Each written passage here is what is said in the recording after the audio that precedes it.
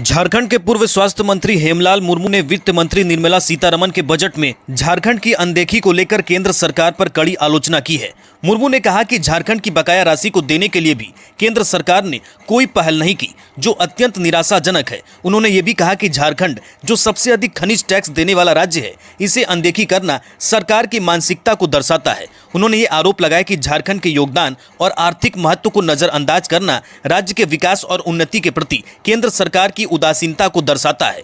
हेमलाल मुर्मू ने press conference के दौरान केंद्र सरकार पर तीखा प्रहार किया और झारखंड के साथ न्याय करने की मांग की। उन्होंने कहा कि झारखंड के विकास के लिए आवश्यक धनराशि को रोकना राज्य की प्रगति को बाधित करना है और यहाँ के लोगों के साथ अन्याय है। उन्होंने जोर देकर कहा कि झारखंड को उसके अधिकारों और बकाया राशि को तुरंत देने के लिए केंद्र सरकार को ठोस कदम उठाना चाहिए।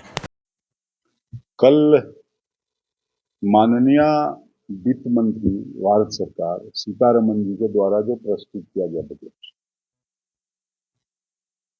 उस बजट में ऐसे तो न बेरोजगारी का चर्चा है और न महंगाई का, लेकिन हम लोगों को ये उम्मीद था कि झारखंड प्रदेश का जो पैसा है, रॉयल्टी का पैसा 1,36,000 करोड़, उसके बारे में ये लोग कुछ करेगा, बजट में कुछ प्रावधान करेगा।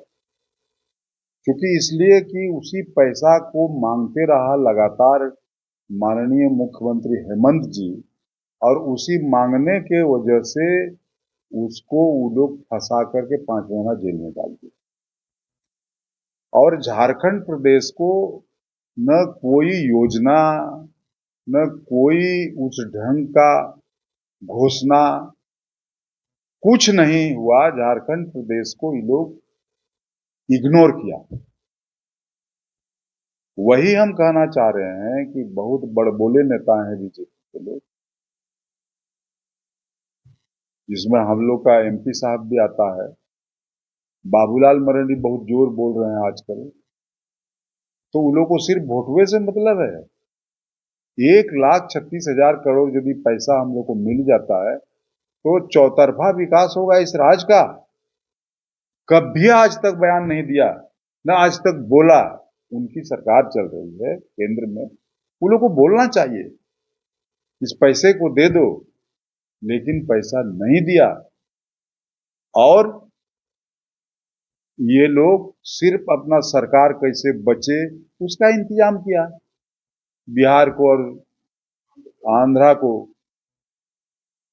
तो इस बजट का कोई औचित्य नहीं लगता है। ये बजट सिर्फ और सिर्फ वोट का बजट है। ये एक घोषणा किया है कि आदिवासियों का आर्थिक और सामाजिक स्थिति को दुरुस्त करने के लिए बजट में प्रावधान किया है। तो उस बजट में पूरे नॉर्थ ईस्ट के आदिवासी को भी शामिल किया है। हमारा कहना है उसके पहले भी मोदी जी घोषणा किए थे आदर्श गांव बनाने के लिए। सभी एमपी को भी जवाब दिया था आदर्श गांव घोषणा भी हुआ। वो आदर्श गांव में एक भी पैसे अलॉटमेंट के रूप में नहीं आया, और कोई आदिवासी गांव का स्थिति न सुधरा और न वहां कोई स्कीम बना। इंफ्रास्ट्रक्चर तो नहीं बना, कोई किसी तरह का रोजगार के लिए कोई ट्रेनिंग, प्रशिक्षण, ये सब कुछ नहीं। तो ये सिर्फ झुनझुना है, इससे कुछ नहीं होने वाला है। आदिवासी इस बात को समझ रहा है, इसलिए आदिवासी लोग इसको जानता है कि ये सिर्फ हम लोगों को बेवकूफ बनाने के लिए घोषणा है कि आदिवासियों का आर्थिक और सामाजिक स्थिति को दुरुस्त करते हैं। आने वाले दिनों में क्या इस तरीके से बजट पारित हुआ, इससे बीजेपी को असर पड़ेगा? कुछ नहीं पड़ेगा, बीजेपी को कुछ नहीं पड़ेगा। और बीजेपी,